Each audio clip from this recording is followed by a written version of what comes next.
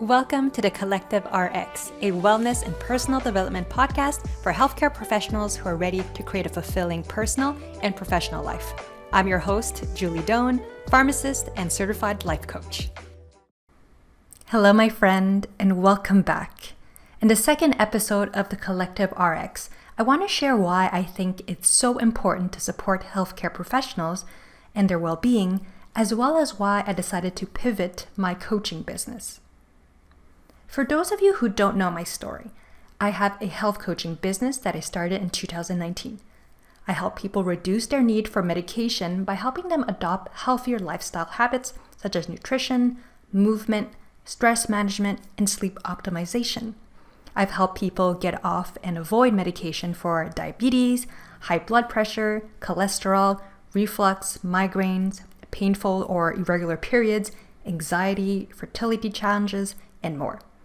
I cheekily say that I'm the pharmacist who help people get off medication.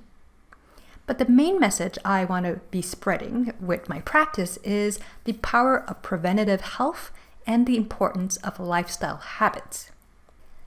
Now, while it has been an extremely fulfilling career that I've created for myself, I realize that my impact is limited, in the sense that I can only create an impact on the health of the people I'm directly working with, and perhaps their family too.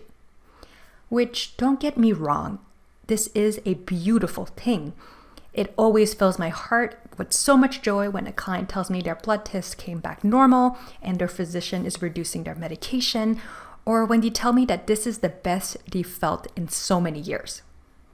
At the same time, I know I'm meant to help so many more people than just the ones I work with. And a mentor once told me that in order to help the people beyond your direct circle of influence and extend the impact you are making, you must help the leaders in your community. And the leaders will then be able to help their communities and create a ripple effect. As my passion is health, the leaders in this area are, of course, the healthcare professionals like you. So a concrete example that comes to mind is that I had a health coaching client who is also a healthcare professional. She initially came to me with low energy, bloating, and high levels of stress. My main strategy with her was to improve her nutrition and give her tools to better manage her stress, such as breathing exercises, promoting regular movement, and creating better boundaries with work and people who drained her energy. During the 3 months we worked together, not only did the things she wanted to work on improve, but she experienced extra benefits like her PMS and period pains almost disappearing, her skin clearing up, and she was able to sleep better. And because of her own transformation, she began encouraging her patients to look at their lifestyle habits too and guiding them on how they could make small changes. For example, instead of immediately prescribing medication for anxiety or depression, she would discuss stress management tools with her patients who were open to the idea of non-pharmacological methods. And she even suggested them apps, books, and other tools she used herself. She told me how those patients really appreciated her talking about meditation, suggesting alternative therapies, and empowering them to make some changes. So this example helped me see that when I help healthcare professionals discover the power of lifestyle changes and help them thrive in their own health, which I know sounds cheesy, but stick with me for a second, they begin to put more emphasis on lifestyle habits in their professional practice, which makes me so excited because, let's face it, the topic of lifestyle habits wasn't something that was strongly promoted during our university years or even in the way our healthcare system is set up. But we all know how important it is to preventing chronic conditions. So yes, helping healthcare professionals with their own well-being is my way of opening up the conversation around preventative health. The second reason I feel it's so important to support healthcare professionals is that in order to improve our healthcare system and provide better patient care, we need to first help the people who work inside of it. It's the same thing in corporate setting. If you want to provide excellent customer service, you need to take care of your employees first. Unfortunately, it's not the direction I feel our government is taking when it comes to our healthcare professionals. So obviously, improving working conditions is an essential part of improving healthcare professionals' well-being, because often we're understaffed, work too many hours, and aren't given the proper resources. Now, I'm not well suited to address this, and fortunately, there are much more qualified people working on defending our workers' rights and well-being.